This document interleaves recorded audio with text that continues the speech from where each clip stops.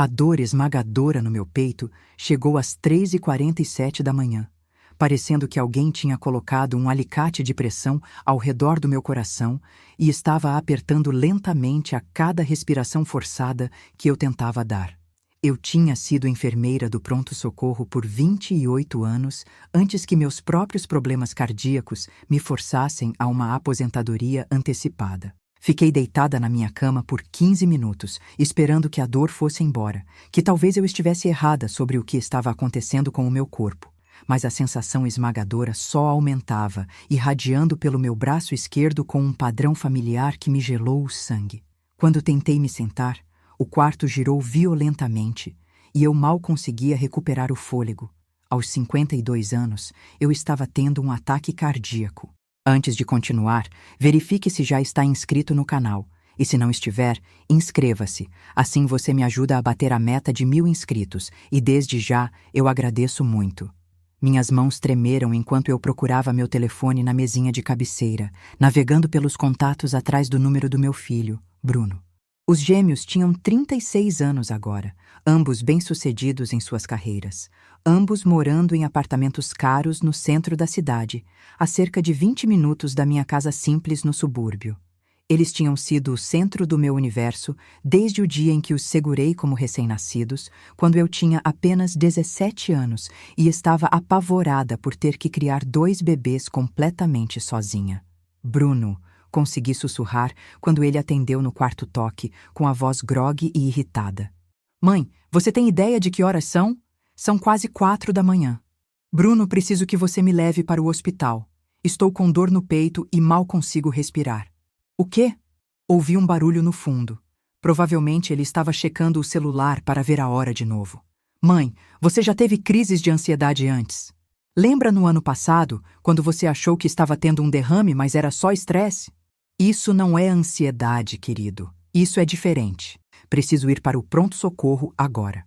Mãe, eu tenho uma apresentação importante amanhã de manhã. Quer dizer, hoje de manhã. Estou me preparando para essa reunião com o cliente há semanas e não posso aparecer exausto e sem foco. A dor no meu peito aumentou enquanto eu tentava entender o que meu filho estava dizendo. A apresentação dele era mais importante do que uma potencial emergência médica da mãe. Bruno, por favor, estou assustada e acho que não devo dirigir sozinha. Olha, mãe, é só pedir um carro por aplicativo, tipo um Uber. Provavelmente será mais rápido do que esperar eu me vestir e dirigir até aí de qualquer jeito. E, sinceramente, você sabe como você fica nervosa por causa de saúde às vezes. Um Uber? Sim, eles funcionam a noite toda e você chega lá mais rápido do que se eu tiver que ir te buscar primeiro. Me manda uma mensagem quando você chegar ao hospital, está bem? Mas tente descansar se não for nada sério. A ligação caiu antes que eu pudesse responder. Fiquei olhando para o meu telefone sem acreditar, me perguntando se eu tinha mesmo ouvido meu filho direito. Ele tinha mesmo acabado de me mandar pegar um carro por aplicativo para o hospital durante o que parecia ser um evento cardíaco grave? Meu dedo pairou sobre o contato de Patrícia. Patrícia sempre foi um pouco mais compreensiva do que o irmão gêmeo, embora os 2 filhos tivessem se tornado cada vez mais distantes desde que alcançaram o sucesso financeiro. Talvez ela entendesse a urgência da situação. Mãe, a voz de Patrícia estava áspera de aborrecimento quando ela atendeu. O que foi? São 4 da manhã. Patrícia, preciso que você me leve para o hospital. Estou com dor forte no peito e falta de ar. Acho que estou tendo um ataque cardíaco. Ah, qual é, mãe? Lembra das últimas vezes que você achou que estava tendo emergências médicas? Sempre era ansiedade, refluxo ácido ou algo sem importância. Isto parece diferente, querida. A dor está irradiando pelo meu braço e mal consigo ficar em pé. Você tentou tomar algum antiácido? Às vezes o que parece dor no peito é só um estômago desregulado. Você comeu aquela comida tailandesa apimentada ontem, lembra?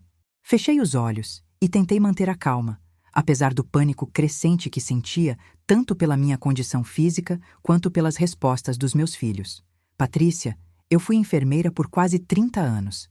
Eu sei a diferença entre azia e sintomas cardíacos, certo?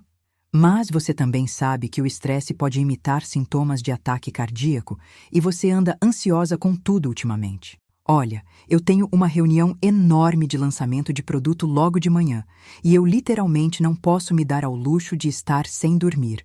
Então, você quer que eu dirija sozinha para o hospital? Pelo amor de Deus, não. Não dirija se estiver tonta. É só pedir um carro por aplicativo ou um táxi. Eles vão te levar para lá com segurança, e então você me manda uma mensagem quando descobrir que não é nada sério. Um Uber? Repeti sem emoção. Mãe, estamos em 2024. As pessoas usam serviços de carro por aplicativo para ir ao hospital o tempo todo. Na verdade, é mais prático do que a família levar, porque assim não precisamos nos preocupar em trazer 2 carros para a casa do hospital. E se não for nada sério, Patrícia, então você estará no hospital sendo tratada por profissionais que realmente sabem o que estão fazendo. Mãe, eu te amo, mas você não está pensando direito agora.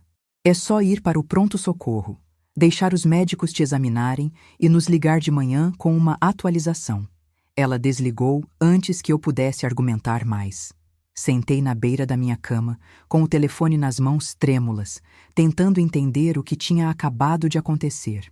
Os 2 filhos, os 2 seres humanos pelos quais eu tinha sacrificado tudo, trabalhado em turnos duplos para sustentar, ficado acordada a noite toda cuidando durante doenças de infância, tinham acabado de me mandar pegar um Uber para o hospital durante o que poderia ser uma emergência médica com risco de vida. A dor esmagadora no peito estava piorando, e eu estava começando a sentir náuseas e tonturas. Todos os instintos que desenvolvi como enfermeira do pronto-socorro me diziam que eu estava passando por um evento cardíaco grave que exigia intervenção médica imediata. Abri o aplicativo de carro por aplicativo com os dedos trêmulos e pedi uma corrida para o Hospital Santa Maria, o mesmo pronto-socorro onde trabalhei por mais de 2 décadas.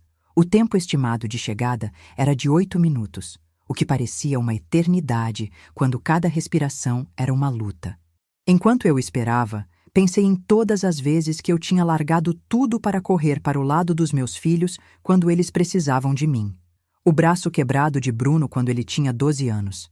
Eu tinha saído do trabalho no meio do meu turno para ficar com ele. A apendicite de Patrícia aos 15 anos. Passei 3 dias dormindo em uma cadeira de hospital desconfortável para garantir que ela não estivesse sozinha durante a recuperação. Mas agora, quando a mãe deles estava possivelmente morrendo, eles não podiam se incomodar em perder algumas horas de sono antes das importantes reuniões de trabalho. O motorista do aplicativo era um gentil homem indiano chamado Ahmad, que me ajudou a entrar no carro dele e dirigiu com cuidado, mas rapidamente, para o hospital, perguntando se eu precisava que ele ligasse para alguém ou ficasse comigo até eu ser internada. Meus filhos sabem que estou vindo, eu disse a ele, o que era tecnicamente verdade, embora nenhum deles planejasse me acompanhar. Ahmad insistiu em me ajudar a entrar no pronto-socorro e não quis aceitar o pagamento pela corrida. Minha mãe tem a mesma idade que você, ele disse gentilmente. Espero que alguém a ajude se ela precisar de hospital e eu não puder estar lá. Fiz o check-in na recepção da emergência, onde reconheci várias enfermeiras dos meus anos de trabalho lá. A enfermeira de triagem anotou imediatamente meus sintomas e sinais vitais e, em 10 minutos, eu estava em uma sala de exame fazendo um eletrocardiograma. Foi então que vi o nome no jaleco do cardiologista que entrou na minha sala.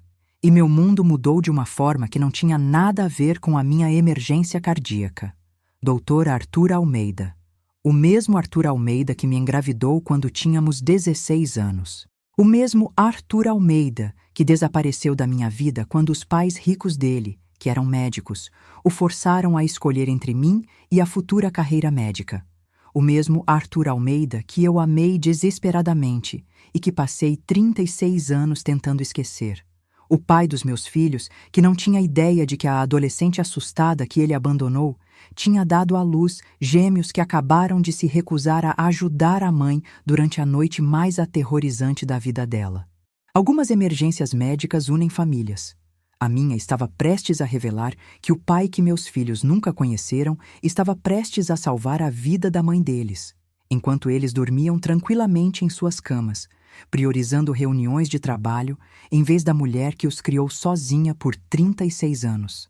E Dr. Arthur Almeida estava prestes a descobrir que o grande amor da vida dele estava deitado sozinho em um pronto-socorro, abandonado pelos filhos que ele nunca tinha conhecido. Dr. Arthur Almeida ficou paralisado na porta da minha sala de exame, pelo que pareceu uma eternidade. O prontuário médico caiu dos dedos de repente sem força, enquanto o reconhecimento surgia em traços que tinham amadurecido do rosto juvenil que eu amei aos 16 anos para o semblante distinto de um cardiologista bem-sucedido. Lígia. A voz dele era mau, um sussurro cheio de descrença e algo que soava quase como alívio. Lígia Duarte. Olá, Arthur. Consegui manter minha voz firme, apesar do caos de emoções competindo com a dor física que ainda esmagava meu peito.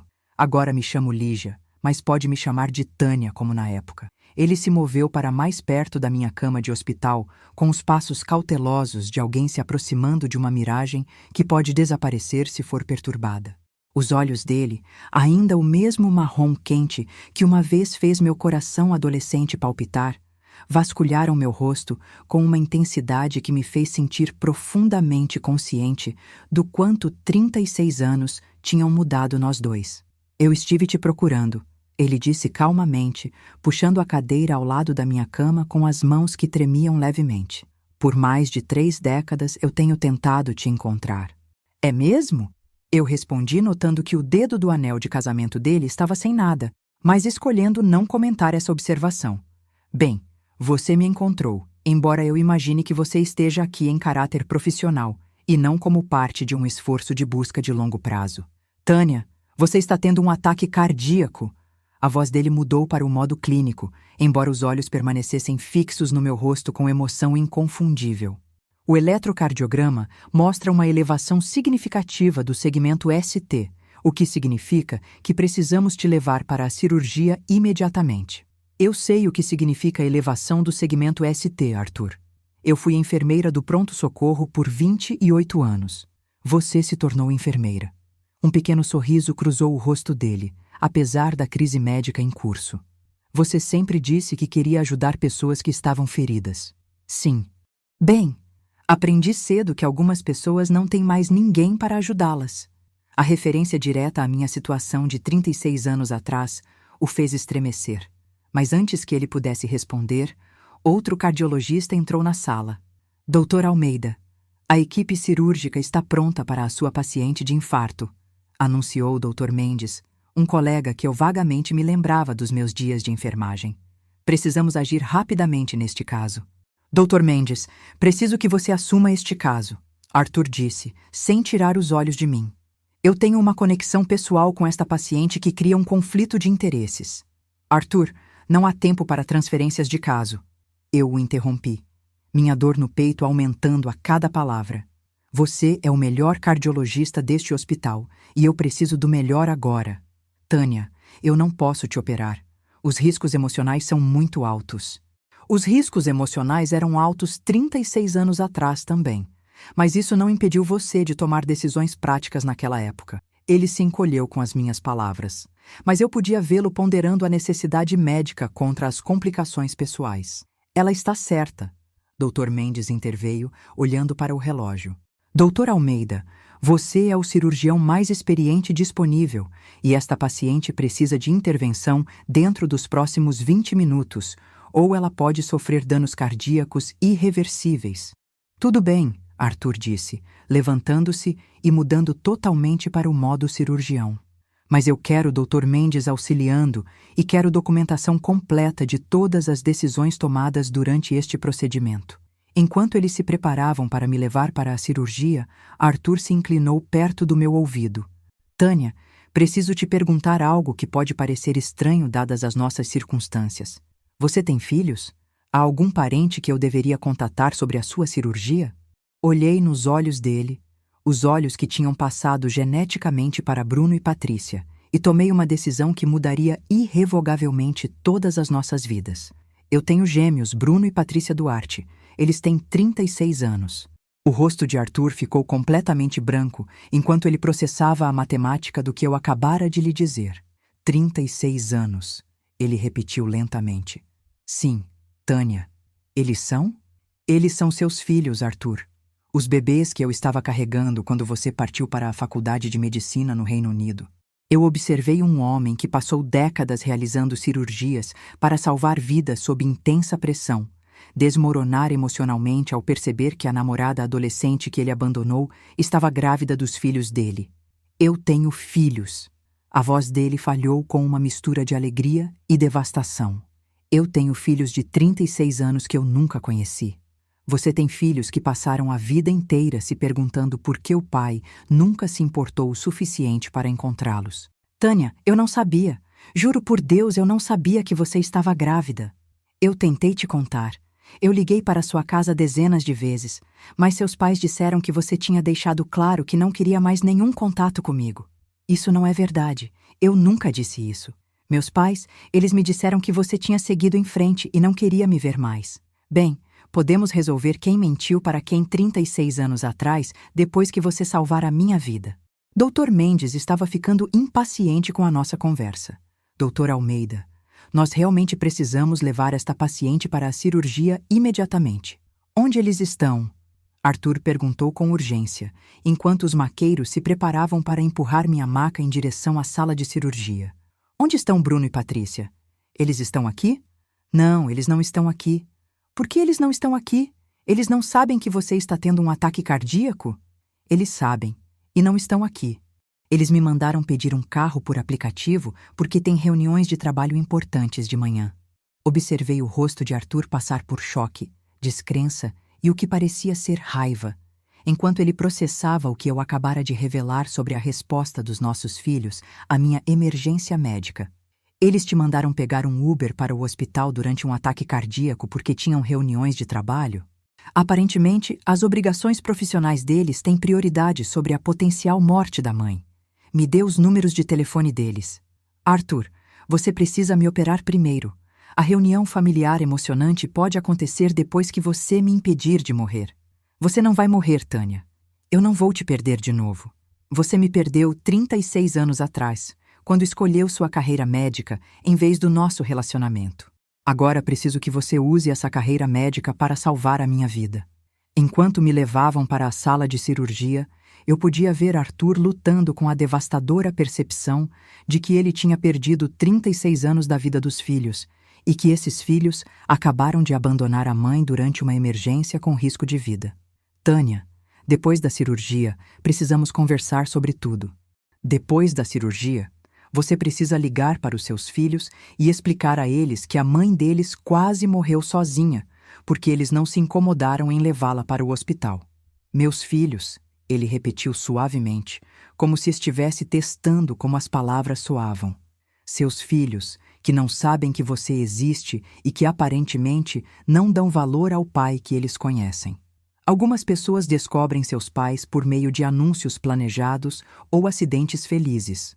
Arthur Almeida estava descobrindo que era pai, enquanto se preparava para uma cirurgia de emergência na mulher que carregou os filhos dele sozinha por 9 meses e os criou sozinha por 36 anos. E esses filhos estavam prestes a descobrir que o pai que nunca conheceram estava prestes a salvar a mãe que eles acabaram de abandonar enquanto dormiam pacificamente em suas camas, sonhando com as apresentações de trabalho do dia seguinte. Acordei 6 horas depois, na unidade de terapia intensiva cardíaca, com o tipo de desorientação que segue uma cirurgia de grande porte e anestesia pesada. O bip constante dos monitores e o familiar cheiro antisséptico do ar do hospital trouxeram de volta memórias da minha carreira de enfermagem. Mas ver o mundo da perspectiva de uma paciente parecia surreal e vulnerável. Tânia. A voz de Arthur veio de algum lugar à minha direita, gentil, mas alerta. Como você está se sentindo? Virei a cabeça lentamente, notando as linhas intravenosas e os fios de monitoramento presos ao meu corpo, e o vi sentado ao lado da minha cama, parecendo que não dormia há dias. O uniforme cirúrgico dele tinha sido substituído por roupas normais amassadas, o que sugeria que ele estava ali há horas. Parece que fui atropelada por um caminhão que estava carregando instrumentos cirúrgicos, consegui dizer, com a garganta seca e arranhada por causa do tubo de respiração que usaram durante a cirurgia. Essa é uma descrição bem precisa do que aconteceu com você. Ele pegou um copo de gelo picado na minha mesa de cabeceira. Toma, isso vai ajudar na irritação da garganta. Qual a gravidade? Grave o suficiente. Você teve o que chamamos de ataque cardíaco fazedor de viúvas. Um bloqueio completo da sua artéria descendente anterior esquerda. Se você tivesse esperado muito mais para receber atenção médica, eu estaria morta. Sim. Deixei essa informação se assentar enquanto tentava processar tudo o que tinha levado a esse momento. A dor esmagadora no peito, as respostas displicentes dos meus filhos, a corrida de Uber com o gentil Ahmad e a chocante revelação de que meu cirurgião de emergência era o pai dos meus filhos. Arthur, você já ligou para eles? Bruno e Patrícia. Não, eu queria esperar até depois da sua cirurgia, quando eu pudesse dizer a eles que você estava estável. O que exatamente você está planejando dizer a eles? A verdade, que a mãe deles teve um ataque cardíaco grave, que ela quase morreu porque eles se recusaram a levá-la para o hospital, e que eu sou o pai deles. Você vai jogar todas essas informações neles em uma única ligação? Como você prefere que eu lide com isso, Tânia? Estas são circunstâncias extraordinárias que exigem honestidade imediata. Fechei os olhos, tentando imaginar como meus filhos reagiriam ao saber que o pai ausente não só estava vivo, mas tinha acabado de realizar uma cirurgia para salvar a vida da mãe, enquanto eles dormiam durante a crise médica dela. Eles vão ficar arrasados por não terem vindo, eu disse. Que bom, eles devem ficar arrasados. Arthur, eles não são pessoas ruins. Eles só se tornaram egoístas à medida que ficaram mais velhos e mais bem-sucedidos. Egoístas o suficiente para mandar a mãe pegar um Uber durante um ataque cardíaco. O pai deles os abandonou antes de nascerem. Talvez eles tenham aprendido o desapego emocional com essa experiência. O comentário atingiu o alvo, e eu vi o rosto de Arthur se contorcer de culpa e arrependimento. Tânia, eu não abandonei você por escolha. Meus pais ameaçaram cortar todo o apoio financeiro para a faculdade de medicina se eu não terminasse nosso relacionamento imediatamente. Eles disseram que você era uma distração que destruiria meu futuro. E você acreditou neles. Eu tinha 18 anos e estava apavorado com a possibilidade de perder minha chance de me tornar médico. Meus pais me convenceram de que ficar com você arruinaria a vida de nós dois. Então, você escolheu sua carreira em vez do nosso relacionamento e dos nossos filhos. Eu escolhi o que pensei que fosse segurança financeira que, eventualmente, me permitiria prover para você adequadamente. Eu planejava voltar para você depois da faculdade de medicina. Mas você nunca voltou, porque quando tentei te encontrar, você tinha desaparecido. Sua mãe tinha se mudado e não deixou endereço de encaminhamento. Contratei investigadores particulares, procurei nas redes sociais, chequei registros de escolas de enfermagem. Nada. Lembrei-me da decisão da minha mãe de nos mudar para o Nordeste quando os gêmeos tinham 2 anos, alegando que queriam um novo começo longe de memórias dolorosas e fofocas locais sobre a situação da filha adolescente. Minha mãe achou melhor se fizéssemos um corte limpo de tudo que nos lembrava da nossa vida antiga, inclusive de mim, especialmente de você. Ficamos em silêncio por vários minutos, ambos processando 36 anos de oportunidades perdidas e intenções mal compreendidas. Arthur, o que você quer de mim agora? De nós? Eu quero conhecer meus filhos. Quero entender as pessoas que eles se tornaram e tentar construir um relacionamento com eles. E quanto a mim? O que você quer de mim? Você quer construir um relacionamento comigo ou só com os filhos que compartilhamos? Ele ficou quieto por um bom tempo, estudando meu rosto com uma expressão que eu não conseguia interpretar direito. Tânia, eu pensei em você todos os dias por 36 anos. Eu me perguntei onde você estava, se estava feliz, se alguma vez pensou em mim. Encontrar você aqui, saber sobre nossos filhos, parece que me deram uma segunda chance que eu não mereço.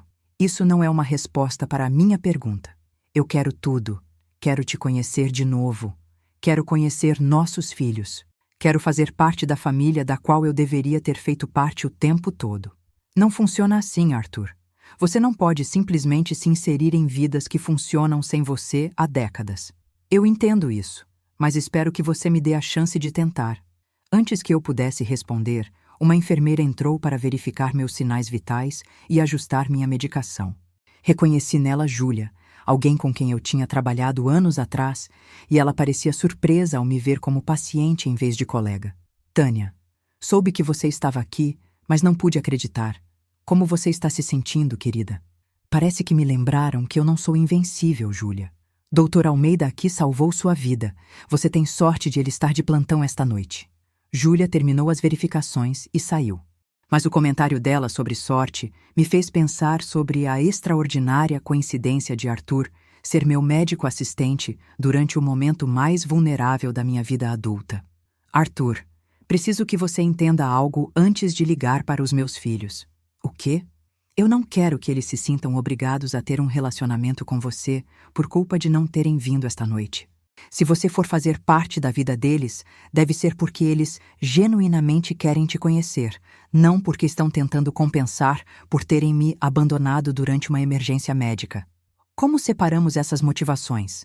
Nós não vamos contar a eles que você é o pai, até que eles tenham tido tempo de processar a culpa por esta noite e decidirem que tipo de relacionamento querem comigo daqui para frente. Você quer que eu minta sobre a minha identidade?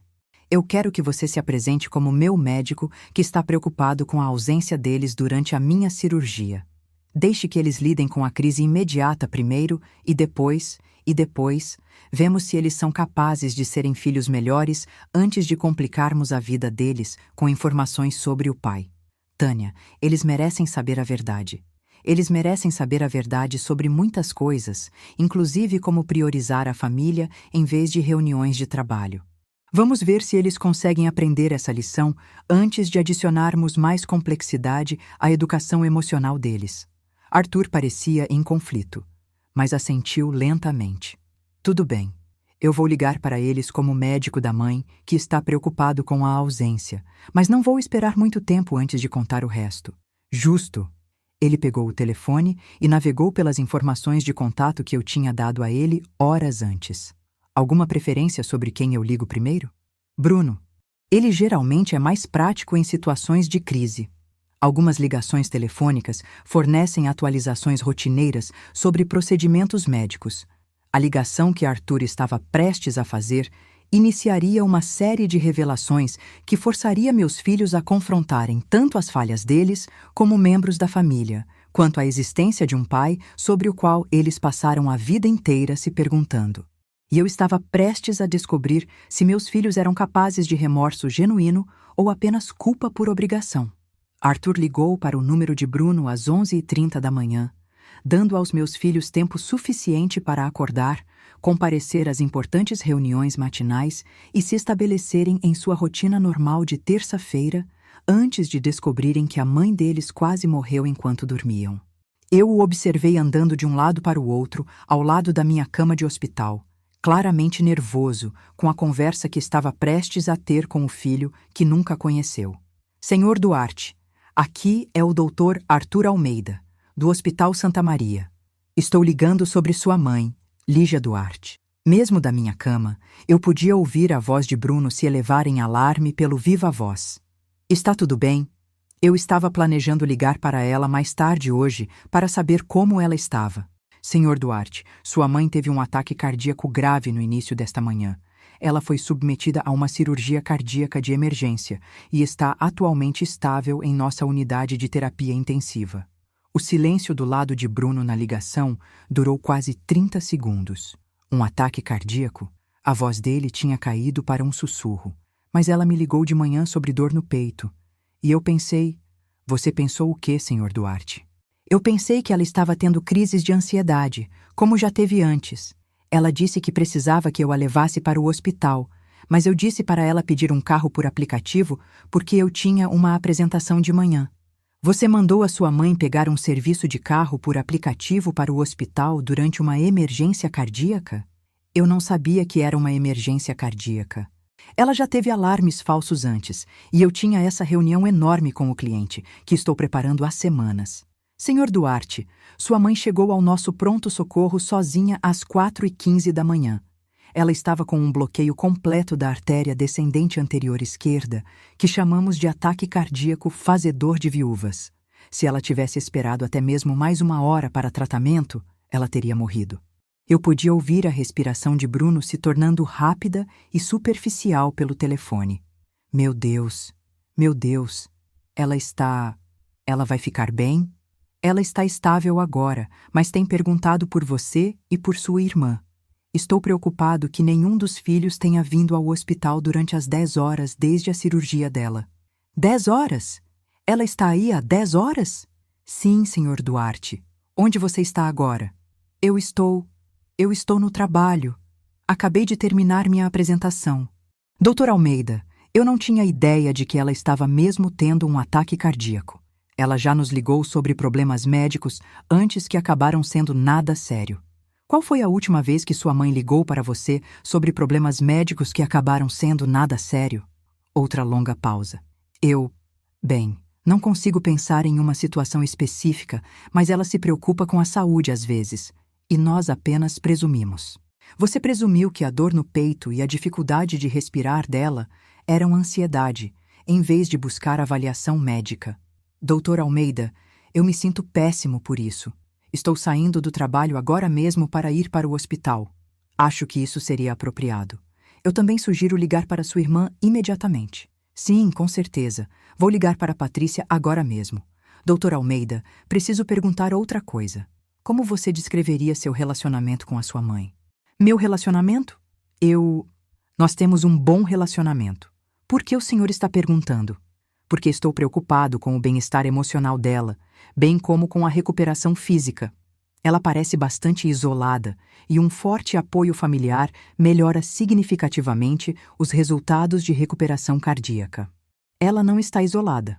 Nós conversamos com ela regularmente. Qual foi a última vez que vocês passaram um tempo prolongado com a mãe de vocês? Não uma ligação, mas tempo real, pessoalmente juntos. Observei o rosto de Arthur se enrijecer com o que parecia ser raiva, enquanto ele esperava a resposta de Bruno. Nós jantamos com ela perto de... Foi provavelmente na época do Dia de Ação de Graças.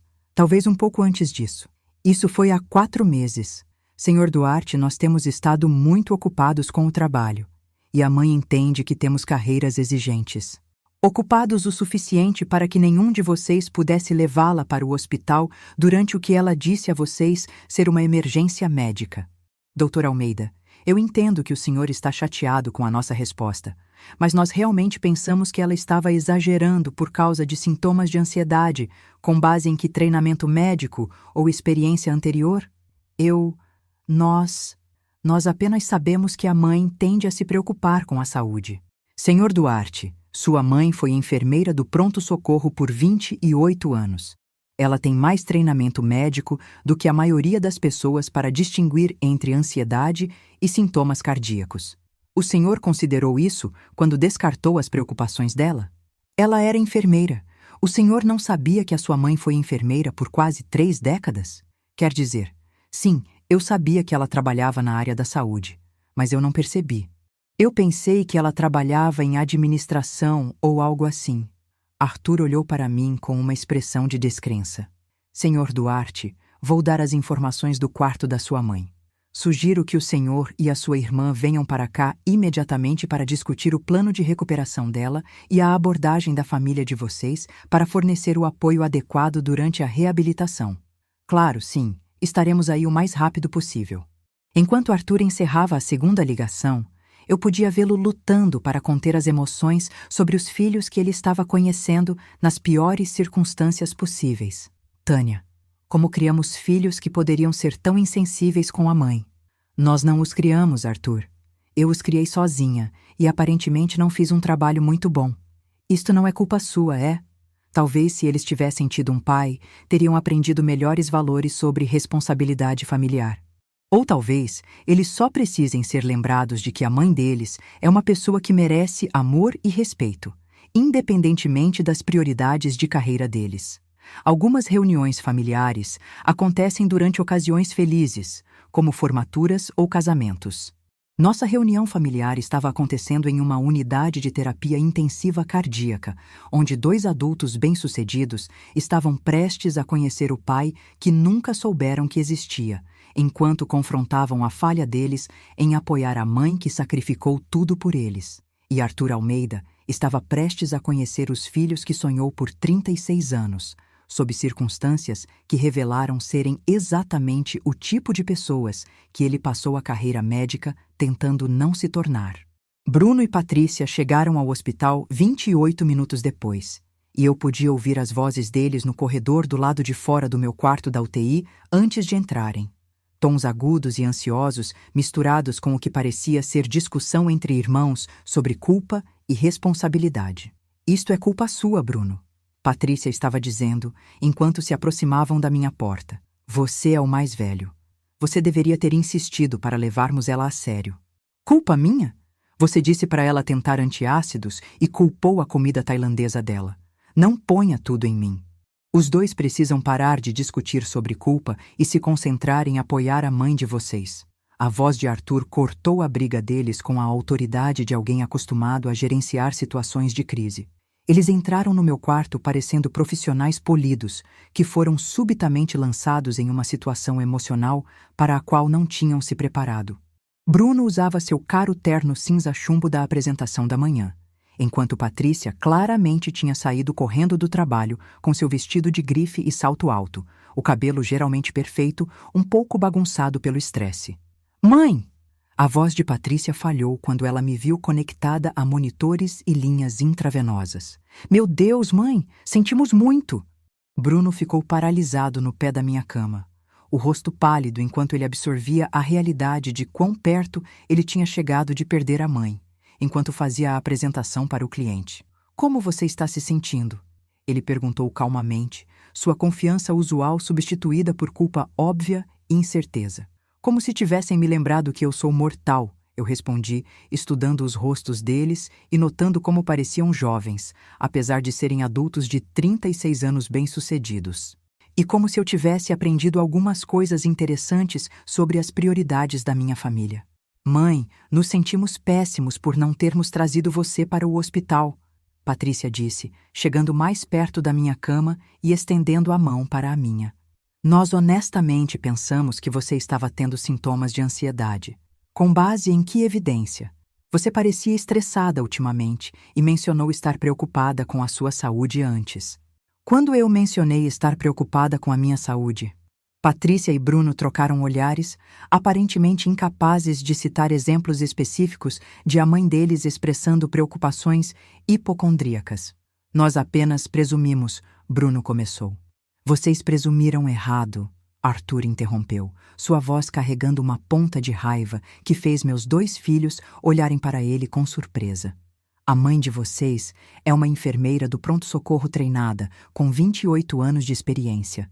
Ela sabe a diferença entre ansiedade e sintomas cardíacos. Doutor Almeida, Patrícia disse cuidadosamente, nós agradecemos seu cuidado médico com a nossa mãe, mas estamos tentando ter uma conversa em família.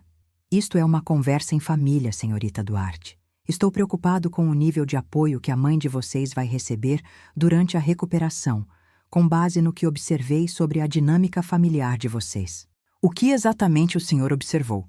Bruno exigiu, seu tom defensivo sugerindo que ele não gostava de ser criticado por um estranho. Observei que nenhum de vocês sabia que a mãe de vocês foi enfermeira do pronto-socorro por quase 3 décadas. Observei que vocês mandaram ela pegar um carro por aplicativo para o hospital, durante o que ela descreveu claramente como sintomas cardíacos. Observei que nenhum de vocês ligou para checar o estado dela durante as 10 horas que ela passou em cirurgia e recuperação. Nós não sabíamos que ela estava em cirurgia, Patrícia protestou. Porque nenhum de vocês ligou para o hospital para perguntar sobre o estado dela depois de se recusarem a trazê-la para cá. Doutor Almeida, Bruno disse, sua voz aumentando de irritação. Eu entendo que o senhor está preocupado com o bem-estar da mãe, mas o senhor não conhece a nossa situação familiar o suficiente para fazer julgamentos sobre o nosso relacionamento. Será que não? Algo no tom de Arthur fez meus 2 filhos pararem de discutir e olharem para ele com mais atenção. O que isso significa? Patrícia perguntou. Significa que tenho observado a dinâmica familiar de vocês há mais tempo do que vocês imaginam. Eu podia ver Arthur lutando com a promessa de esperar antes de revelar a identidade, mas a raiva que ele sentia pelo comportamento dos meus filhos estava claramente superando a paciência. Doutor Almeida, eu disse cuidadosamente, talvez devêssemos focar no meu plano de recuperação médica em vez de analisar relacionamentos familiares. Deveríamos, Tânia. Ele respondeu, usando meu nome com uma familiaridade que fez Bruno e Patrícia olharem de um para o outro com confusão. Deveríamos focar no tratamento médico, ignorando os fatores emocionais que impactam significativamente os resultados da recuperação cardíaca? Tânia, Bruno repetiu. Doutor Almeida, como o senhor conhece nossa mãe o suficiente para usar o apelido dela? Arthur olhou para mim em silêncio, pedindo permissão para revelar o que ele tinha segurado nas últimas horas. Eu assenti lentamente, percebendo que a verdade sairia, quer eu quisesse ou não. Eu conheço a mãe de vocês porque a conheço há 37 anos, Arthur disse calmamente, desde que tínhamos 16 anos. 16 anos? A voz de Patrícia era mal um sussurro. A mãe de vocês e eu éramos próximos quando éramos adolescentes. Muito próximos. Eu observei os rostos dos meus filhos enquanto eles começavam a processar as implicações do que estavam ouvindo. Quão próximos? Bruno perguntou, embora a expressão dele sugerisse que ele já estava começando a entender. Próximos o suficiente para que, quando parti para a faculdade de medicina no Reino Unido, eu não tivesse ideia de que ela estava grávida de gêmeos. O silêncio na sala era ensurdecedor. Patrícia afundou na cadeira ao lado da minha cama, o rosto completamente branco, enquanto Bruno agarrava a grade da minha cama de hospital com tanta força que os nós dos dedos ficaram pálidos. Grávida de gêmeos, Patrícia repetiu lentamente. Sim, 36 anos atrás. O senhor está dizendo que é o nosso pai? A voz de Bruno era mal audível. Estou dizendo que sou o garoto que amou desesperadamente a mãe de vocês e foi forçado pelos pais a escolher entre ela e a minha formação médica. Eu escolhi a faculdade de medicina, sem saber que essa decisão significava abandonar 2 filhos que eu não sabia que existiam. O senhor não sabia que a mãe estava grávida? Patrícia sussurrou. Eu não sabia. Meus pais me convenceram de que a mãe de vocês tinha seguido em frente e não queria contato comigo. Quando voltei da faculdade de medicina, ela tinha desaparecido completamente. Ela nos mudou para o Nordeste quando tínhamos 2 anos, Bruno disse, como se estivesse falando sozinho. É por isso que eu nunca consegui encontrar vocês. Eu observei meus filhos lutarem para absorver informações que estavam reescrevendo a compreensão deles sobre a história da família, o pai ausente e a mãe que eles acabaram de abandonar durante uma crise médica. Então, o senhor é nosso pai, Patrícia disse. E o senhor acabou de salvar a vida da nossa mãe, enquanto mandamos ela pedir um Uber para o hospital. É isso mesmo. E o senhor tem nos procurado por 36 anos? Todos os dias. Bruno olhou para mim com uma expressão de devastação que englobava tanto a culpa pelo comportamento recente quanto o choque pela identidade do pai. Mãe, por que você nunca nos contou que ele estava nos procurando? Porque eu não sabia que ele estava nos procurando. Eu pensei que ele tinha feito a escolha dele e seguido em frente com a vida. Eu nunca segui em frente, Arthur disse calmamente. Passei 36 anos me perguntando sobre os filhos que perdi e a mulher que amei. A mulher que o senhor amou? Patrícia perguntou, olhando de Arthur para mim. Ainda amo, Arthur corrigiu. Ainda me pergunto sobre ela todos os dias. Ainda me arrependo de ter ido embora mais do que qualquer outra decisão que já tomei. Então, o que acontece agora? Bruno perguntou com a voz trêmula. Acabamos de descobrir que nosso pai existe, que ele tem nos procurado a vida inteira e que salvou a vida da mãe enquanto nós estávamos. Enquanto vocês estavam priorizando reuniões de trabalho em vez de emergências familiares, eu completei gentilmente. Como consertamos isso? Patrícia perguntou, com lágrimas escorrendo pelo rosto. Como compensamos por sermos filhos tão terríveis, quando nosso pai parece ser exatamente o tipo de pessoa que deveríamos ter aprendido a ser? Algumas revelações familiares unem as pessoas por meio de alegria e entusiasmo compartilhados. Nossa revelação familiar estava forçando meus filhos a confrontarem as falhas deles como seres humanos, enquanto conheciam o pai, cuja ausência, aparentemente, não lhes tinha ensinado nada sobre o valor de aparecer quando as pessoas precisam de você. E Arthur Almeida estava descobrindo que os filhos que ele sonhou por 36 anos tinham se revelado exatamente o tipo de pessoas que abandonam as mães durante emergências médicas. A questão agora era se algum de nós conseguiria descobrir como construir relacionamentos autênticos a partir de uma base de decepção mútua e oportunidades perdidas. O silêncio no meu quarto da UTI se estendeu por vários minutos, enquanto meus filhos processavam a enormidade do que acabaram de aprender. E Arthur estudava os rostos do filho e da filha que estava vendo pela primeira vez na vida. "Você tem meus olhos", ele disse finalmente, olhando para Bruno. "E você tem o queixo teimoso da sua mãe", ele acrescentou, virando-se para Patrícia. "Não acredito que você é real", Patrícia sussurrou, enxugando as lágrimas das bochechas. "Nós costumávamos inventar histórias sobre você quando éramos pequenos. Imaginávamos que você era um piloto ou um soldado ou um explorador que estava viajando pelo mundo. Você pensava em mim todos os dias", Bruno disse calmamente. "Nós nos perguntávamos se você sabia que existíamos, se alguma vez pensava em nós, se gostaria de nos conhecer se pudesse." "Eu pensei em vocês todos os dias", Arthur respondeu, com a voz embargada pela emoção. "Eu imaginei como vocês se pareciam, como eram as vozes de vocês, o que interessava a vocês, se vocês eram felizes." "Ah, nós nem sempre fomos felizes", Patrícia admitiu. "Foi difícil crescer sem um pai, especialmente quando outras crianças perguntavam por que não tínhamos um." "O que vocês disseram a elas?" "Que o pai estava viajando e não podia estar conosco", eu respondi por eles. "Eu nunca quis que eles se sentissem abandonados ou indesejados, então disse a eles que o pai os amava, mas não podia fazer parte da vida deles." "Você acreditava nisso?" Arthur me perguntou. Eu queria acreditar nisso. Era mais fácil do que explicar que o pai tinha escolhido a carreira em vez da família. "Eu não escolhi minha carreira em vez da nossa família, Tânia. Eu não sabia que éramos uma família, mas você escolheu sua carreira em vez de mim. Eu escolhi o que pensei que fosse um futuro que, eventualmente, me permitiria prover para você adequadamente. E quando você terminou a faculdade de medicina, quando você teve aquele futuro para o qual estava trabalhando." O rosto de Arthur caiu quando ele percebeu a falha no planejamento de longo prazo dele. "Quando terminei a faculdade de medicina, não consegui te encontrar.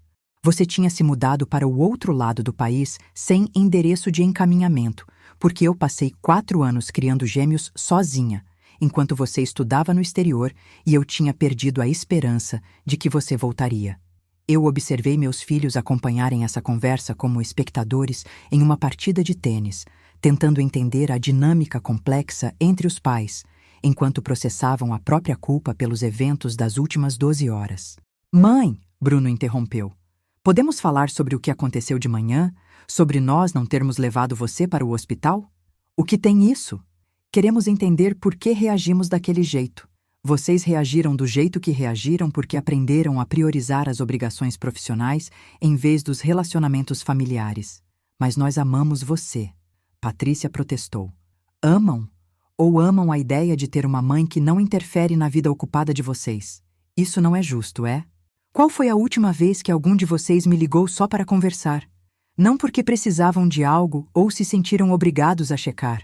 Patrícia e Bruno trocaram olhares, aparentemente incapazes de responder à minha pergunta.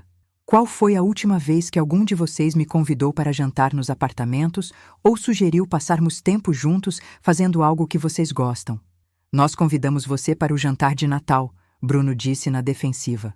"Você me convidou para levar acompanhamentos para o jantar de Natal no apartamento de Patrícia, onde passei 4 horas cozinhando e limpando, enquanto vocês dois trabalhavam nos celulares e reclamavam por terem que tirar um tempo de folga do trabalho para as festas.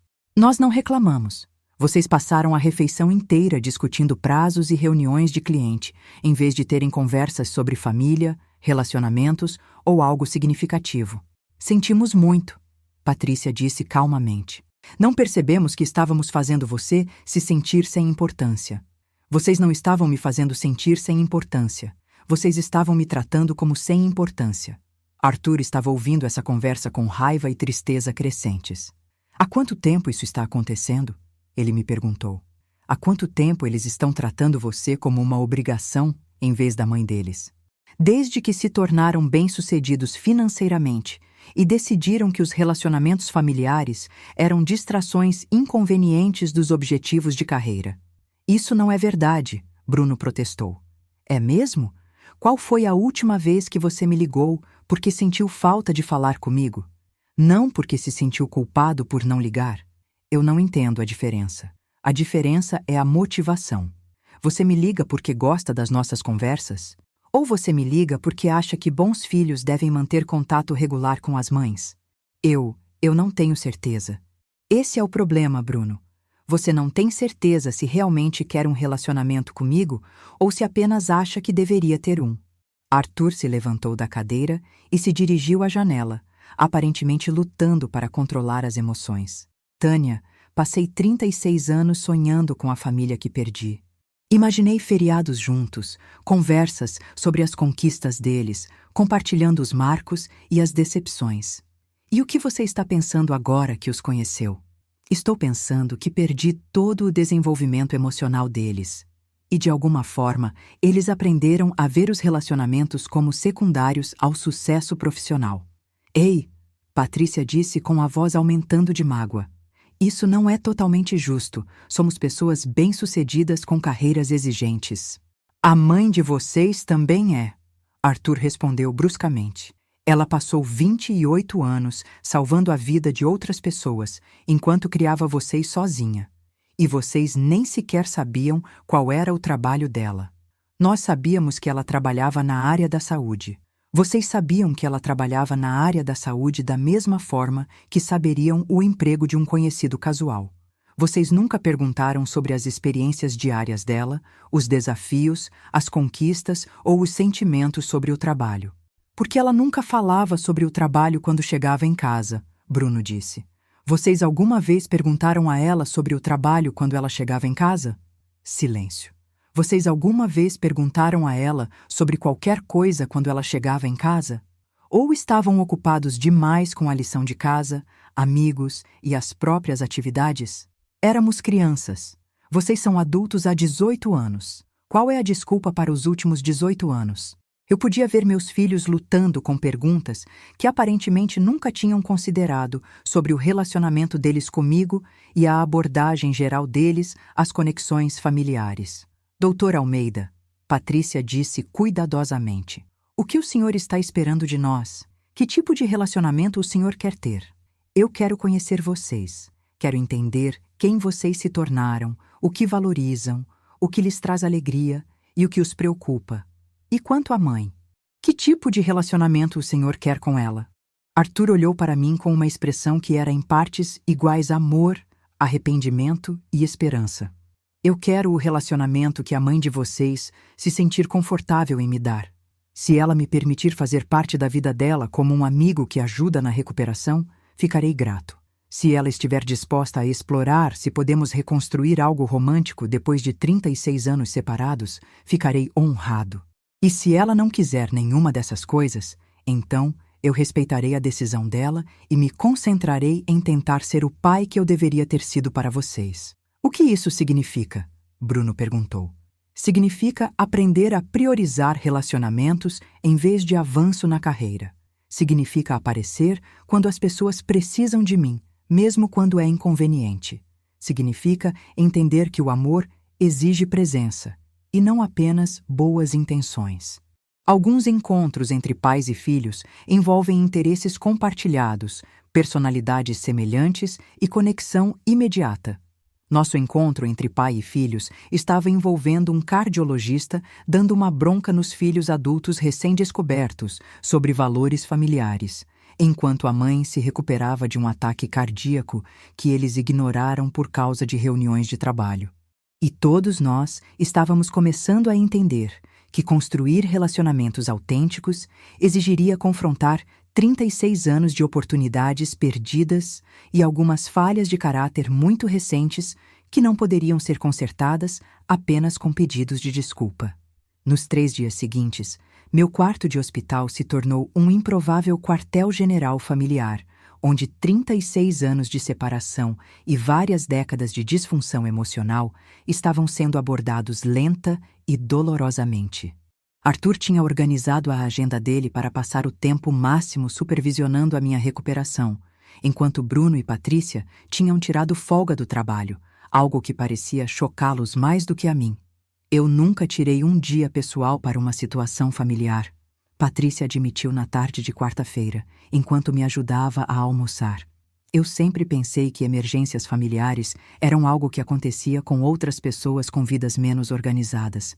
E agora percebo que fui incrivelmente ingênua sobre o que realmente importa. Bruno estava sentado na cadeira perto da minha janela, lendo cópias impressas de informações de reabilitação cardíaca com a mesma intensidade que ele geralmente reservava para resumos jurídicos. Mãe, você sabia que o apoio familiar é um dos indicadores mais fortes de sucesso na recuperação após uma cirurgia cardíaca? Eu fui enfermeira do pronto-socorro por 28 anos, querido. Estou familiarizada com estatísticas de recuperação. Mas você não nos disse que nosso apoio afetaria seus resultados médicos. Teria feito diferença se eu tivesse dito? Ele ficou quieto por um bom tempo antes de responder. Honestamente, provavelmente não. Eu teria presumido que você estava sendo dramática sobre precisar de ajuda. Por que você presumiria isso? Porque me acostumei a pensar em você como alguém que se vira bem sozinha e não precisa de nós para nada importante. A honestidade na admissão dele foi, ao mesmo tempo, de partir o coração e encorajadora. Bruno, eu me virei bem sozinha porque aprendi a não esperar ajuda, não porque eu não queria ou não precisava de apoio familiar. O que você quer dizer? Quero dizer que parei de pedir as coisas porque me cansei de me decepcionar quando vocês estavam ocupados demais para oferecê-las. Patrícia olhou para cima da revista que estava fingindo ler. Quando você parou de pedir as coisas? Aos poucos, ao longo de vários anos. Primeiro, parei de pedir ajuda com projetos domésticos, porque vocês sempre tinham conflitos de trabalho. Depois, parei de sugerir atividades em família, porque vocês nunca tinham tempo. Eventualmente, parei de compartilhar problemas ou preocupações, porque vocês pareciam incomodados com qualquer coisa que não fosse notícia positiva. Nós parecíamos incomodados? Vocês ouviam educadamente e depois ofereciam soluções rápidas que não exigiam nenhum envolvimento da parte de vocês, como sugerir que eu contratasse profissionais ou me juntasse a grupos comunitários. Porque queríamos ajudar você a resolver os problemas de forma eficiente, Bruno disse na defensiva. Vocês queriam resolver os problemas rapidamente para poderem voltar às próprias atividades sem se sentirem culpados por não ajudar pessoalmente. Meus filhos trocaram olhares que sugeriam que estavam reconhecendo padrões no comportamento deles que nunca tinham admitido conscientemente. Mãe, o que teria sido diferente se tivéssemos sido mais disponíveis? Patrícia perguntou. Eu teria tido pessoas para conversar quando estava preocupada com a minha saúde. Eu teria tido ajuda com a manutenção da casa, para que pequenos problemas não se tornassem emergências caras. Eu teria tido membros da família que soubessem o suficiente sobre a minha vida diária para reconhecer quando algo estava seriamente errado, como ontem de manhã, quando liguei por causa da dor no peito. Se vocês estivessem mais envolvidos na minha vida, saberiam que eu não ligo por causa de problemas médicos, a menos que sejam legítimos. Saberiam que, como ex-enfermeira do pronto-socorro, eu consigo distinguir entre ansiedade e sintomas cardíacos. Arthur entrou no meu quarto carregando café para todos e atualizações médicas sobre o meu progresso de recuperação. Como estamos hoje? Ele perguntou, sentando-se em sua cadeira habitual ao lado da minha cama. Estamos tendo algumas conversas atrasadas sobre dinâmica familiar, eu respondi. Boas conversas ou conversas difíceis? As duas coisas. Arthur distribuiu o café, observando o clima contido na sala. Bruno, Patrícia, como vocês estão processando tudo o que aconteceu esta semana? É esmagador, Patrícia disse honestamente. Descobrir que você existe, perceber o quão mal lidamos com a emergência da mãe, entender o quão desconectados nos tornamos como família, é muita coisa para absorver. Qual foi a parte mais difícil? Reconhecer que nos tornamos o tipo de pessoas que abandona a mãe durante uma crise médica, Bruno disse calmamente.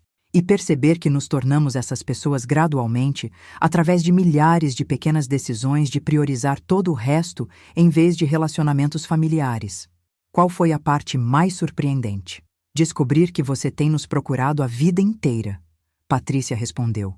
Nós sempre presumimos que nosso pai tinha seguido em frente e se esquecido de nós. Nunca por um único dia.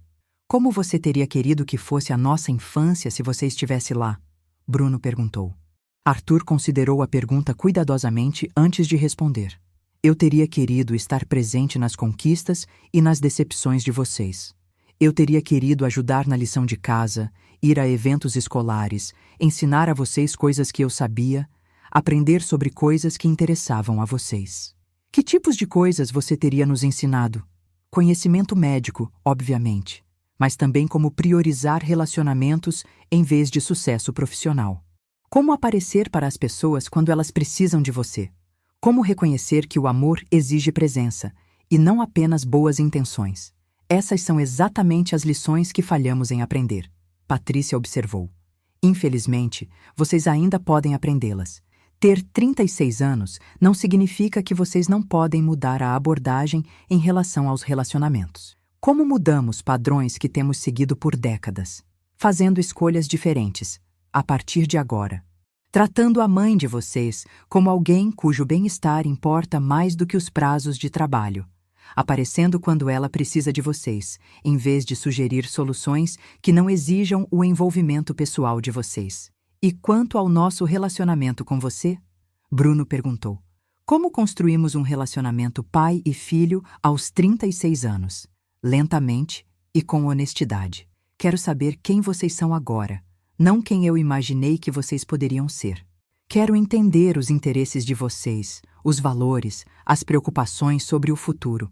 E se você não gostar de quem somos agora? E se você não gostar de quem eu sou agora? Você está preocupado com isso? Estou apavorado com isso. Passei 36 anos idealizando os filhos que perdi. A realidade é provavelmente mais complicada do que as minhas fantasias. Quais eram as suas fantasias? Que vocês seriam pessoas gentis e compassivas, que entendessem a importância dos relacionamentos familiares e de tratar os outros com dignidade e respeito. Patrícia se encolheu com a crítica implícita. E qual é a realidade? A realidade é que vocês são profissionais bem-sucedidos que aprenderam a compartimentalizar emoções e priorizar a eficiência em vez da empatia. Mas vocês também são pessoas capazes de reconhecer os erros e querer mudar. Isso é o suficiente para construir relacionamentos? É uma base melhor do que muitas famílias têm. Eu ouvi Arthur e meus filhos navegarem nessas conversas com uma mistura de esperança e apreensão. A compreensão intelectual dos nossos problemas era encorajadora, mas a compreensão intelectual não se traduzia necessariamente em mudança de comportamento. Arthur, eu disse, o que acontece quando eu tiver alta do hospital? Como testamos se esses insights se traduzem em escolhas diferentes na vida real? O que você quer dizer?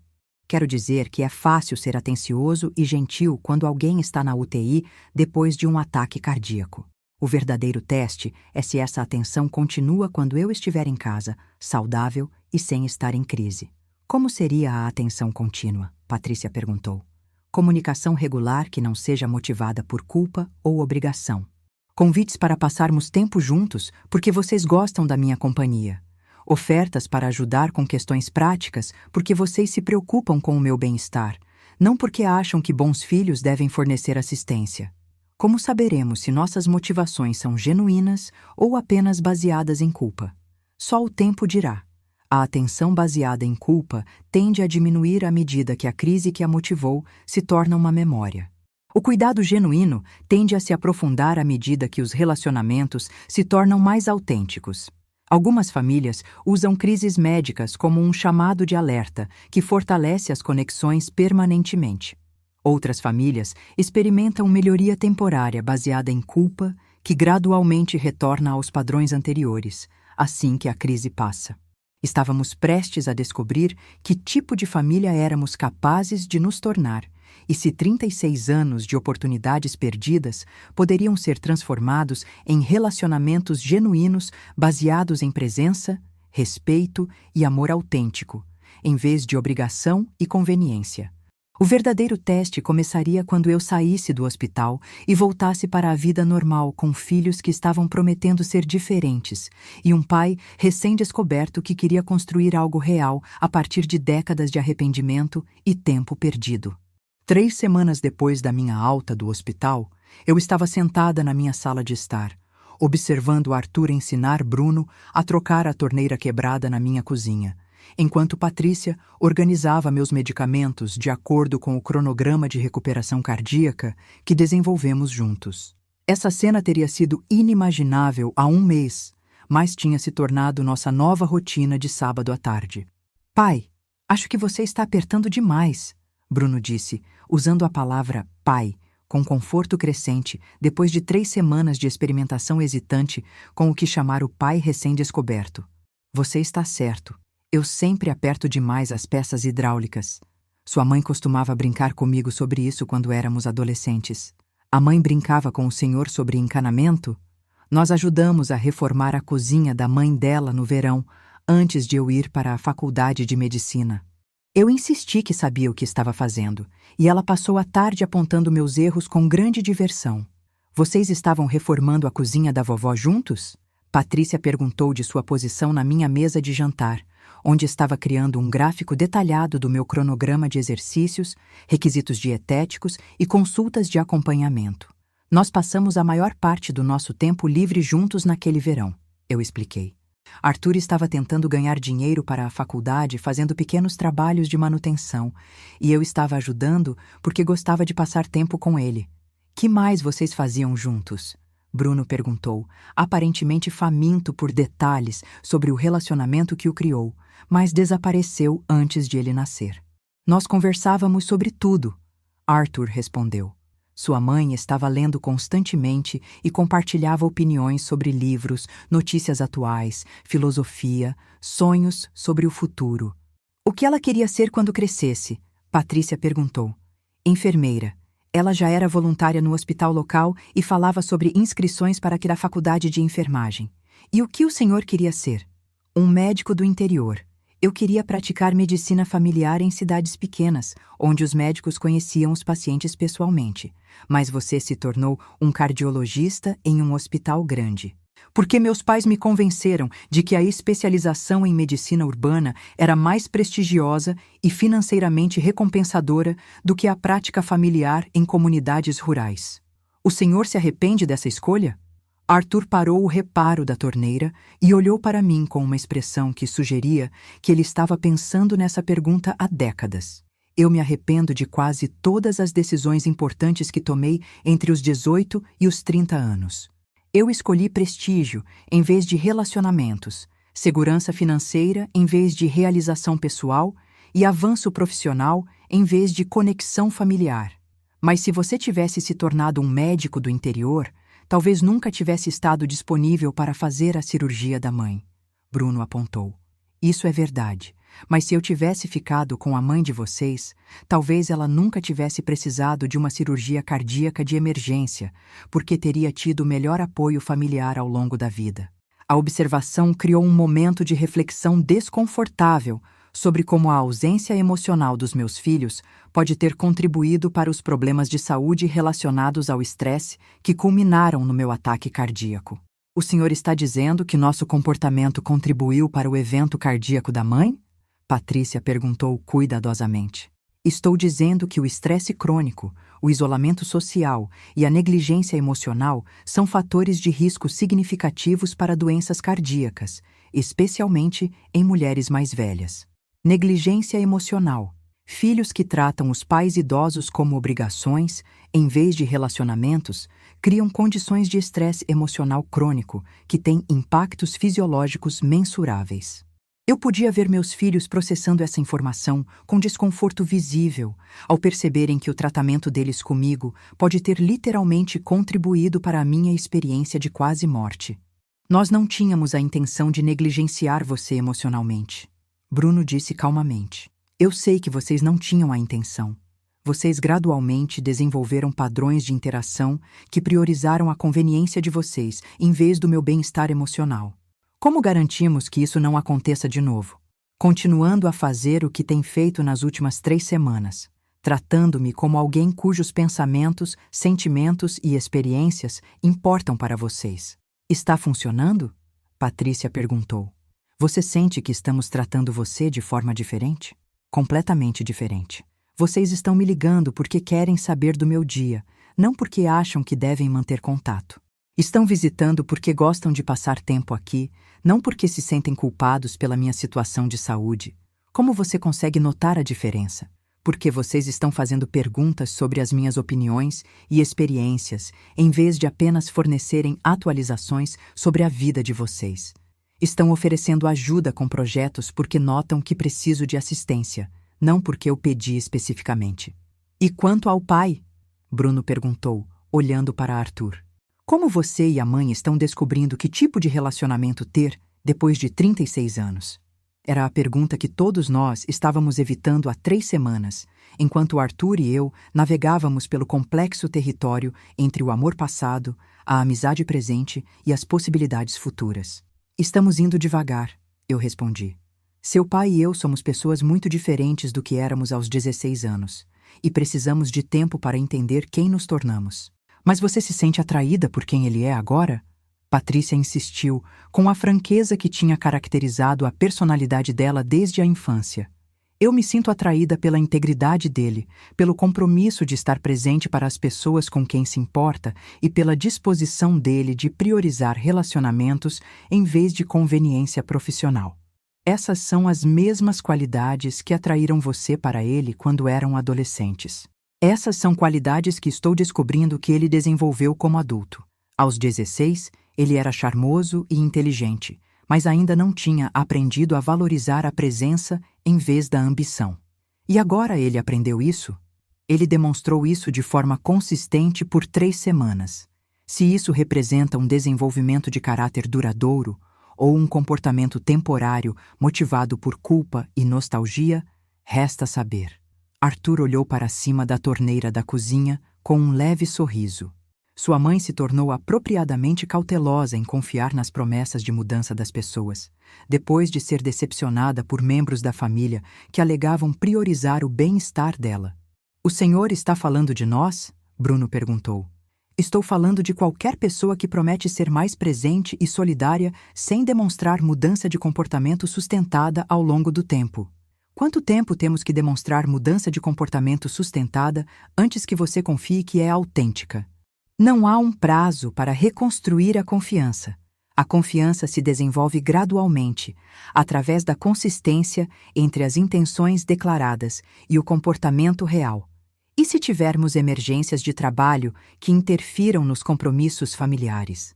Então avaliaremos as respostas de vocês a essas emergências e determinaremos se vocês realmente mudaram as prioridades ou apenas ajustaram temporariamente o comportamento. Isso parece muita pressão. Manter relacionamentos autênticos exige esforço contínuo e sacrifício ocasional da conveniência pela conexão. Se isso parece pressão, pode indicar que mudar a abordagem fundamental em relação aos relacionamentos familiares será mais difícil do que vocês anteciparam. Patrícia terminou de organizar meus medicamentos e se juntou à conversa que acontecia entre a cozinha e a sala de estar. Mãe, o que convenceria você de que as nossas mudanças são permanentes em vez de temporárias? Consistência sustentada ao longo de anos em vez de semanas. Evidência que vocês internalizaram valores diferentes sobre o que mais importa na vida. E quanto ao pai, o que convenceria você a considerar a reconstrução de um relacionamento romântico com ele? Olhei para Arthur, que estava observando meu rosto com esperança e apreensão óbvias. Consistência sustentada ao longo de anos, em vez de semanas. Evidência que ele internalizou valores diferentes sobre o que mais importa na vida. Então, estamos todos no mesmo barco, Bruno observou, tentando provar que aprendemos a priorizar relacionamentos acima de tudo. Exatamente. Algumas famílias reconstroem relacionamentos rapidamente, através de gestos dramáticos e declarações emocionais. Nossa família estava reconstituindo relacionamentos lentamente, através de escolhas diárias que demonstravam se os valores declarados estavam alinhados com as nossas prioridades reais, quando testados pelos desafios comuns de manter uma conexão consistente ao longo do tempo. E todos nós estávamos aprendendo que o amor autêntico exigia esforço contínuo, que não podia ser sustentado apenas por boas intenções, mas precisava ser renovado através de inúmeras pequenas decisões de aparecer, prestar atenção e tratar uns aos outros como pessoas cujo bem-estar importava mais do que a própria conveniência. O verdadeiro teste viria quando a novidade da nossa família reunida passasse e tivéssemos que manter esses novos padrões sem a motivação de crise, culpa ou a emoção de nos descobrirmos pela primeira vez. 6 meses depois do meu ataque cardíaco, eu estava na cozinha da casa que Arthur e eu tínhamos acabado de comprar juntos, nosso primeiro lar compartilhado em 37 anos. A decisão de morar junto tinha sido gradual e cuidadosamente considerada, baseada em consistência demonstrada, em vez de nostalgia romântica ou conveniência médica. Mãe, esta cozinha é incrível, Patrícia disse enquanto me ajudava a desempacotar caixas de louças que representavam a fusão de 2 vidas separadas em algo novo. A ilha é perfeita para jantares em família. Essa era a ideia.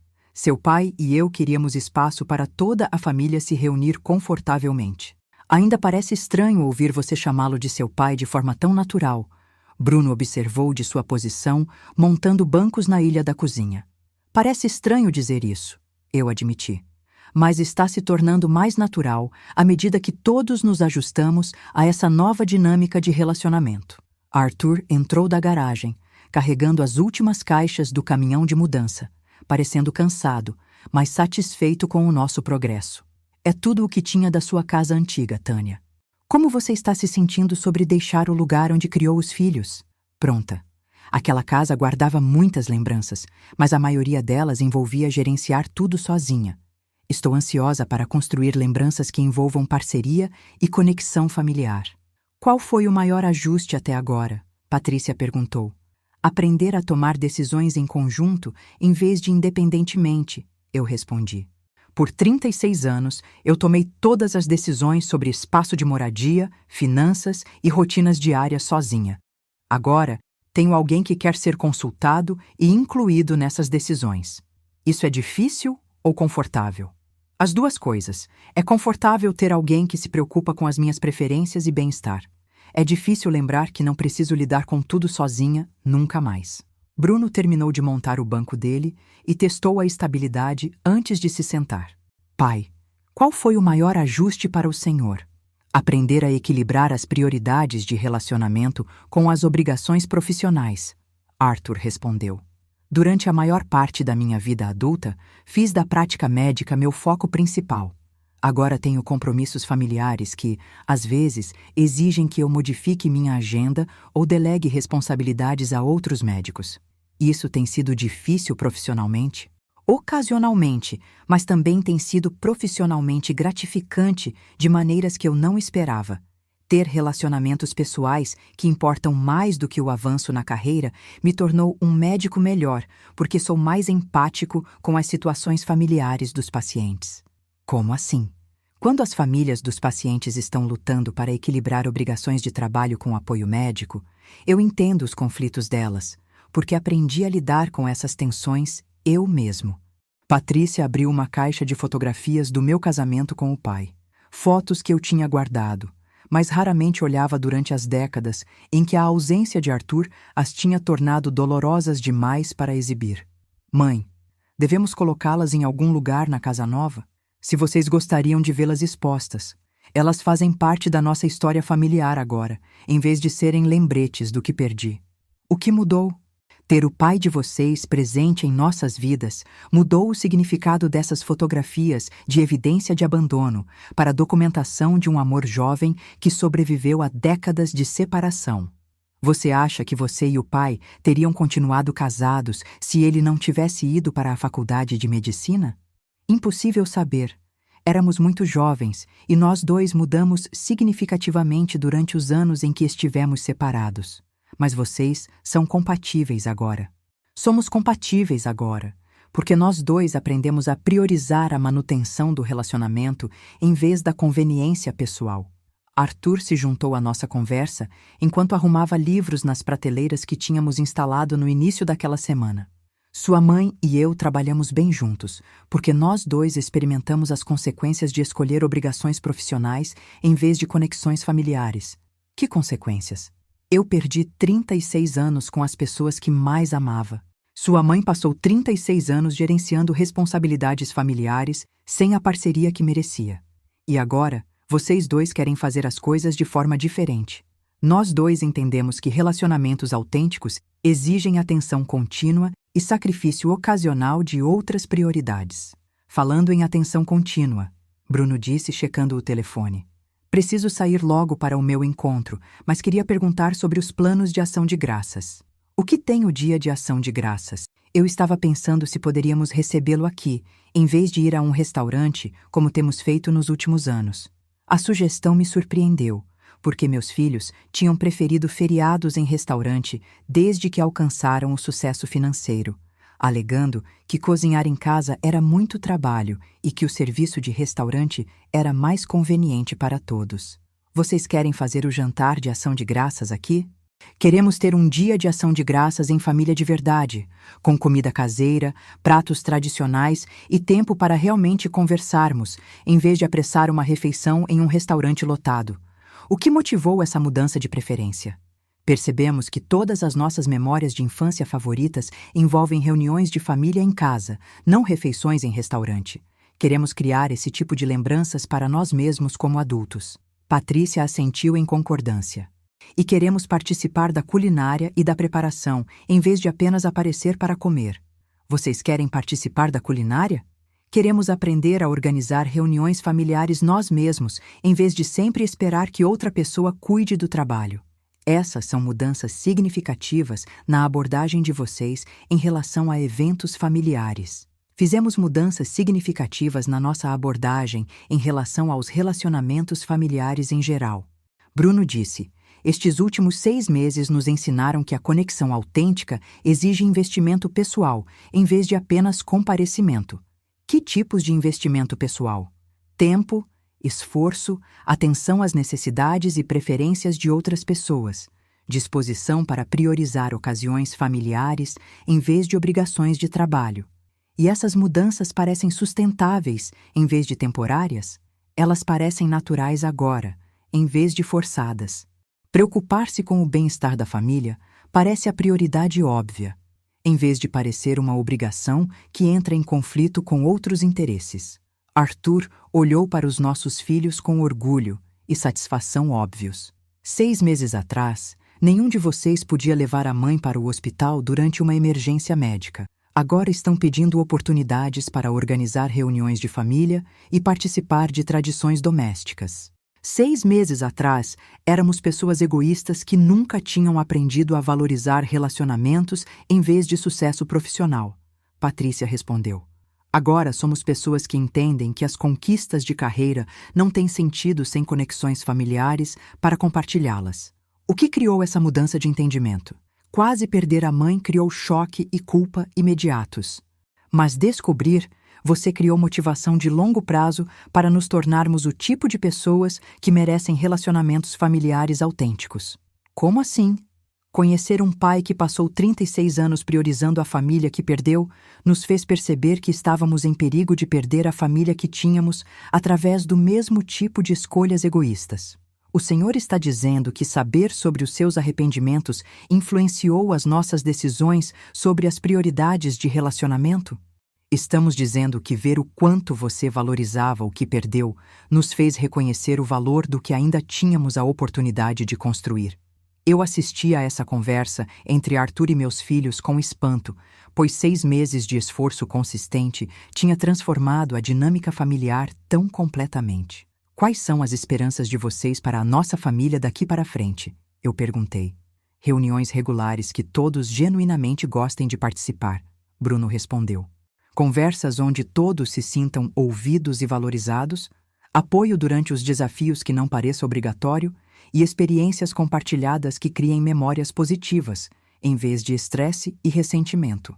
Patrícia acrescentou: essas são metas bonitas, o que lhes dá confiança de que podemos alcançá-las.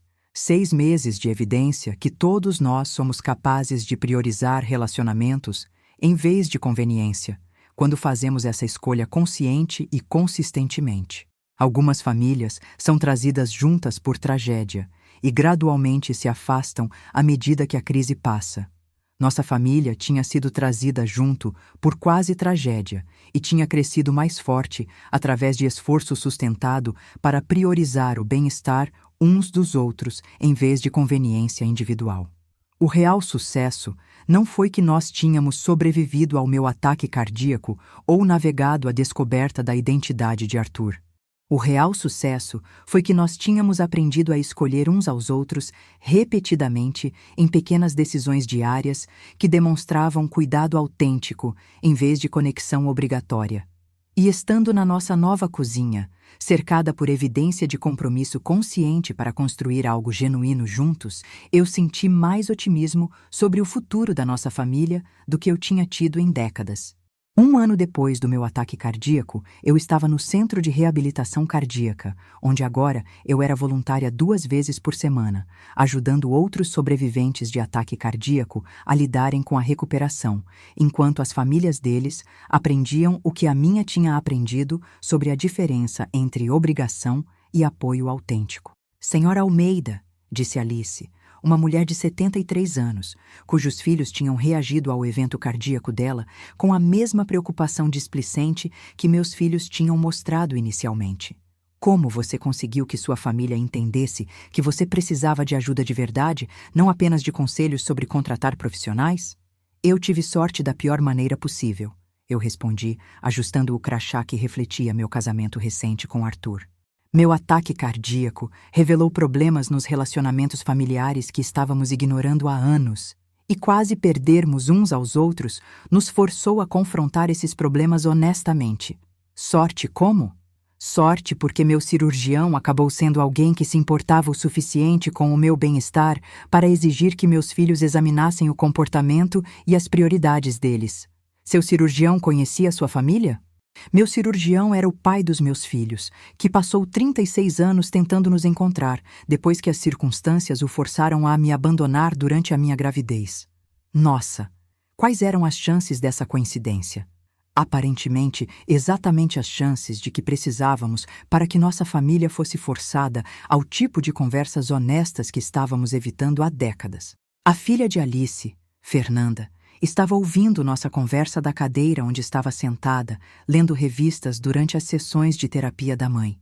Lendo revistas, em vez de participar dos programas educacionais destinados a ajudar as famílias a apoiarem a recuperação cardíaca de forma eficaz. Senhora Almeida, posso perguntar algo pessoal? Fernanda interrompeu. Claro. Você acha que o comportamento dos seus filhos antes do ataque cardíaco foi realmente tão ruim quanto você descreveu? Ou você acha que o trauma médico a tornou mais sensível à dinâmica familiar normal? A pergunta revelou exatamente o tipo de pensamento defensivo que impedia as famílias de abordarem problemas de relacionamento autênticos. Fernanda, você acha que mandar a mãe pegar um Uber para o hospital durante uma emergência cardíaca representa dinâmica familiar normal? Bem, não. Mas talvez eles genuinamente pensaram que ela estava exagerando por causa de sintomas de ansiedade. Com base em que evidência? Você conhece o histórico médico da sua mãe o suficiente para distinguir entre as preocupações de saúde legítimas e as preocupações relacionadas à ansiedade? Não muito. Você sabe quais medicamentos ela toma? Que sintomas ela experimentou recentemente? Ou o que os médicos disseram a ela sobre os fatores de risco cardíaco? Não? Então, você está defendendo a resposta displicente dos meus filhos à minha emergência médica, enquanto admite que está igualmente desinformada sobre a situação de saúde da sua própria mãe? Fernanda olhou para mim com um olhar desconfortável, enquanto reconhecia o paralelo entre a dinâmica da família dela e a história que eu tinha compartilhado. Eu suponho que sim, Fernanda. A questão não é se o trauma médico me tornou mais sensível à dinâmica familiar. A questão é se o trauma médico finalmente me forçou a admitir a dinâmica familiar que tinha sido problemática por anos. Qual é a diferença? A diferença é se eu estava exagerando a incidentes isolados ou finalmente respondendo de forma apropriada a padrões de comportamento que estavam prejudicando nossos relacionamentos gradualmente ao longo do tempo. Arthur apareceu na porta do centro de reabilitação, chegando para me buscar depois que meu turno de voluntariado terminou. Olá a todos! Como está indo a sessão de hoje? Dr. Almeida, estávamos discutindo como as famílias aprendem a fornecer apoio autêntico durante a recuperação cardíaca, em vez de apenas oferecer conselhos que não exigem envolvimento pessoal.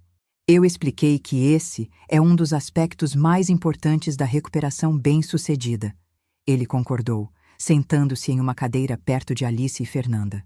Membros da família que entendem que a recuperação exige presença, em vez de solução de problemas, tendem a ter melhores resultados a longo prazo. O que o senhor quer dizer com presença, em vez de solução de problemas? Fernanda perguntou. Presença significa passar tempo com os pacientes porque você quer apoiar o bem-estar emocional deles, não porque está tentando resolver a situação deles de forma eficiente. E solução de problemas? Solução de problemas significa oferecer soluções que removam as preocupações dos pacientes da sua esfera de responsabilidade, em vez de fornecer apoio pessoal contínuo. O senhor pode nos dar um exemplo? Quando Tânia recebeu alta do hospital, os filhos dela poderiam ter contratado um auxiliar de saúde domiciliar para checar ela diariamente, ou poderiam ter organizado as agendas para visitá-la pessoalmente e fornecer companhia durante a recuperação. O que eles escolheram? Eles escolheram visitá-la pessoalmente, porque reconheceram que a mãe precisava de conexão emocional, não apenas de supervisão médica. E isso fez diferença na recuperação dela? Fez diferença na disposição dela de cumprir os requisitos de reabilitação e no ajuste psicológico geral à vida, após um evento cardíaco. Alice olhou para a filha com uma expressão que sugeria que estava reconhecendo problemas na própria dinâmica familiar. Fernanda, qual foi a última vez que você me visitou porque queria a minha companhia, em vez de se sentir obrigada a checar o meu bem-estar? Mãe, eu visito você toda semana. Não foi isso que eu perguntei. Qual foi a última vez que você visitou porque genuinamente queria passar tempo comigo? Fernanda ficou quieta por vários minutos antes de responder. Honestamente, eu não tenho certeza se consigo me lembrar de um momento específico. Foi o que eu pensei. Mas eu me preocupo com o seu bem-estar, mãe. Eu sei que você se preocupa com o meu bem-estar, mas se preocupar com o bem-estar de alguém não é o mesmo que gostar da companhia dessa pessoa ou valorizar a presença dela na sua vida. Arthur e eu trocamos olhares, reconhecendo a conversa que tivemos com Bruno e Patrícia durante o meu período de recuperação. Alice, Fernanda, vocês gostariam de saber como nossa família aprendeu a transformar relacionamentos baseados em obrigação em relacionamentos baseados em conexão? Eu ofereci. Por favor, Alice disse imediatamente. Começamos reconhecendo que boas intenções não são suficientes para manter relacionamentos autênticos. Se preocupar com alguém e querer passar tempo com essa pessoa são experiências emocionais diferentes que exigem diferentes tipos de atenção. Que tipos de atenção? Se preocupar com alguém significa monitorar o bem-estar e fornecer assistência quando necessário. Querer passar tempo com alguém significa gostar da personalidade e se sentir enriquecido por conversas e experiências compartilhadas. E seus filhos aprenderam a fazer as duas coisas? Eles aprenderam que relacionamentos familiares sustentáveis exigem os dois.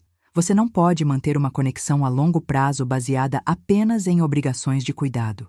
E você não pode fornecer apoio eficaz se não gostar genuinamente da pessoa que está tentando ajudar.